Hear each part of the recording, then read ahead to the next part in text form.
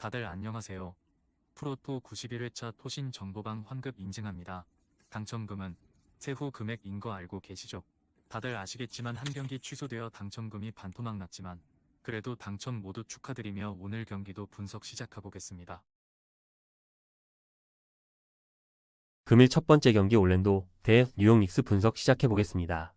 올랜도는 지난 원정 경기에서 밀워키에 분패했으며 파올로 방케로에 이어 프란츠 바그너까지 같은 부위를 다치며 빠진 경기였음에도 밀워키 상대로 접전을 가져갔는데 승리하지 못했고, 그래도 원투펀치의 이탈 속에 에이스 롤을 수행한 제일런 석스가 32점을 몰아쳤고 강력한 벤치가 뒤를 잘 지원했다.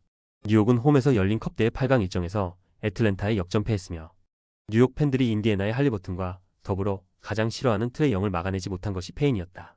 칼 앤서니 타운스가 리바운드 19개와 블록 3개를 곁들이며 골밑에서 확실한 존재감을 보였고, 브리지스와 조시 하트 등 빌라노바 대학 출신 스윙맨들의 활약이 있었지만 3쿼터를 내준 게 아쉬웠다. 뉴욕의 승리를 본다. 올랜도는 모리츠 바그너와 앤서니, 블랙 등 주전급 벤치 자원들이 벤치 구간에서 마진을 잘 가져간다. 그러나 프란츠 바그너의 이탈로 인해 주전의 경기력 문제가 있고, 칼 앤서니 타운스를 중심으로 브런슨과 미칼 브리지스가 경기 시작부터 확실하게 리드를 잡을 뉴욕이 승리할 것이다. 금일 두 번째 경기 골든 스테이트 대 댈러스 분석 시작해보겠습니다. 골스는 슈퍼 클러치 상황에서 스테판 커리의 3점 시도가 실패하며 휴스턴에 패했으며, 휴스턴 상대로 워낙 강점을 보인 데다 3쿼터 역전에 성공했기에 컵대회 4강 진출을 노렸는데 경기 마무리가 좋지 못했고, 그로 인해 시즌 10패를 당하며 서부 선두권과 격차가 더 벌어졌고, 그래도 그린과 함께 주전 프론트코트로 기회를 받는 쿠민가가 페인트존에서 적극성을 보이고 있고 힐드가 커리의 외곽 부담을 덜어주고 있다. 댈러스는 서부 1위인 오클에 패하며 컵대회에서 탈락했으며 리바운드에 강점이 없는 오클 상대로 제공권을 밀렸고, 돈치치가 15개의 야투 중 10개를 실패했다. PJ 워싱턴이 부상으로 빠진 점도 아쉬웠다. 그래도 이 경기에는 부상으로 인한 전력 누수 없이 풀 전력으로 골스를 상대할 수 있다. 댈러스의 승리를 본다. 그린과 쿠민가, 앤드류 위긴스가 프론트코트로 나서는 골스는 트랜지션에 확실한 강점이 있다. 그러나 라이블리와 나지 마샬 등이 집요하게 골밑을 공략할 댈러스의 높이 상대로 고전이 예상된다. 충분히 휴식하고 경기에 나설 돈치치가 어빙과 함께 백코트에서도 커리에 밀리지 않을 댈러스가 승리할 것이다.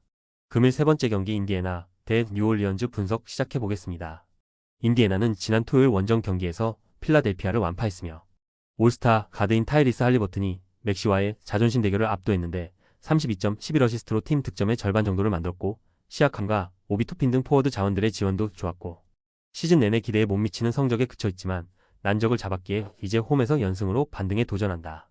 뉴올은 금요일 홈경기에서 4쿼터 흐름을 가져오며 세크에 역전승하는 듯 했으며, 그러나 종료 3초 전 시도한 맥컬럼의 야투가 블록당하며 아쉬운 패배를 당했고, 맥컬럼이 3점슛 6개 포함 36점을 몰아쳤고, 머레이가 20.9어시스트로 활약했는데 페인트존 득점 열세가 아쉬웠다. 그래도 허브 존스와 머레이 등이 수비에서 힘을 내며 잉그램의 공백을 어느 정도 메워주고 있다. 인디애나의 승리를 본다. 빅맨진 전력이 떨어지는 뉴올리언스는 젊은 7풋 빅맨 미시가 어느 정도 역할을 하고 있다. 그러나 터너와 시아캄, 토핀 등이 잘해주는 인디애나의 물량 공세를 저지하긴 어렵고, 할리버튼과 매서린이 백코트에서 맥컬럼 상대로 우위를 가져갈 인디애나가 승리할 것이다. 금일 네 번째 경기 워싱턴 대 보스턴 분석 시작해보겠습니다.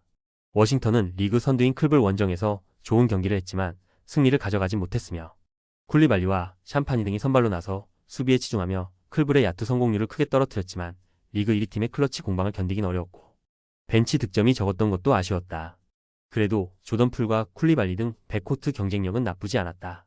보스턴은 금요일 홈경기에서 디트를 완파하며 리그 선두인 클블의 한 경기 차로 따라붙었으며, 제이슨 테이텀이 결장했음에도 대승을 따냈는데 벤치에서 나선 페이튼 프리처드가 3점슛 7개 포함 27점을 기록했고, 브라운과 크리스탑스 포르징기스 등 주전 선수들의 코트 마진이 100에 가까웠다. 최근 주전 선수들에게 로테이션성 휴식을 주는 마줄라가 이 경기에도 한 명을 쉬게 할 수 있지만 워낙 전력이 강하기에 큰 문제는 아니다.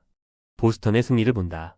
테이텀의 한 경기를 더 휴식할 수도 있지만 충분히 쉬고 나서는 경기기에 다른 핵심 로테이션 선수들이 좋은 체력 상태로 이번 원정에 임할 것이다.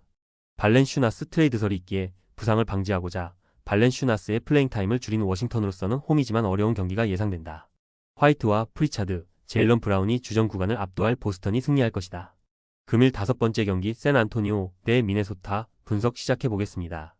세나는 종료 2초 전 터진 웬바냐마의 자유투 득점으로 포틀에 제역 전승했으며 3쿼터 상대에게 46점을 허용하며 역전당한 경기였는데 4쿼터 경기력이 대단했고 결승 득점 포함 28점을 기록한 에이스 웬바냐마 외에도 샴파니가 3점슛 5개 포함 19점을 기록했고 벤치에서 나선 바셀의 활약도 좋았다.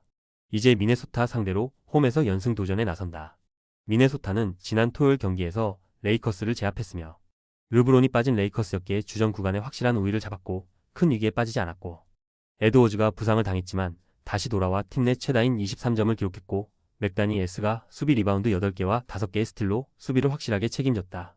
부진했던 시즌 초반을 지나 이제 서서히 정상 궤도로 올라가는 모습이다. 미네소타의 승리를 본다. 데빈 바셀과 웨슬리, 켈빈 베시 등이 잘해주는 세난 벤치의 경쟁력이 있는 건 맞다. 그러나 웬바냐마가 경기 내내 공수에서 만나야 할 매치업이 루디 고베어인 점은 부담이며 에드워즈가 에이스 대결에서 웬바냐마 상대로 우위를 점할 수 있고 맥다니 에스와 고베어가 수비를 책임질 미네소타가 승리할 것이다. 금일 6번째 경기 피닉스 대 포틀랜드 분석 시작해보겠습니다. 피닉스는 복귀 전부터 자유투 100%로 12개를 성공하며 30득점한 케빈 듀란트를 앞세워 유타에 승리했으며 3점슛 22개를 메이드하며 추격한 유타의 공세에 고전한 건 사실이지만 듀란트 외에도 올스타 스윙맨인 데빈 부커가 3점슛 6개 포함 34점으로 승리를 쌍끌이했고 풀 전력이라면 우승에 가장 가깝다는 평가를 듣는 팀인데 너기치와 듀란트가 돌아오며 달릴 준비를 마쳤다. 포틀은 지난 토요일 홈 경기에서 세난에 제역 전패했으며 전반 크게 밀렸던 경기에서 3쿼터 46대 28을 기록하며 역전에 성공했는데 종료 2초 전 웬바냐마에게 허용한 자유투가 결정적이었고 종료 8초 전 중요한 돌파 득점을 기록하는 등 잘해준 제라미 그랜트가 32점을 기록했고 사이먼스가 30득점했지만 경기 마무리가 아쉬웠다. 그래도 8인 로테이션이 잘 돌아가며 쉽게 무너지지 않는 모습을 보이고 있다. 피닉스의 승리를 본다. 포틀은 그랜트와 사이먼스, 핸더슨 등 주전 구간에서 어느 정도 버틸 수 있는 라인업을 내보낼 수 있다.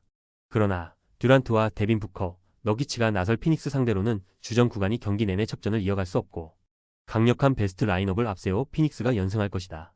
토신 최종 조합은 영상 아래 고정 댓글로 말 걸어주시면 토신 정보방에서 무료로 공유해드립니다. 제발 손해보면서 토토하지 말고 다같이 웃으면서 즐겁게 베팅합시다. 함께 하실 분들은 부담 갖지 마시고 편하게 말 걸어주세요.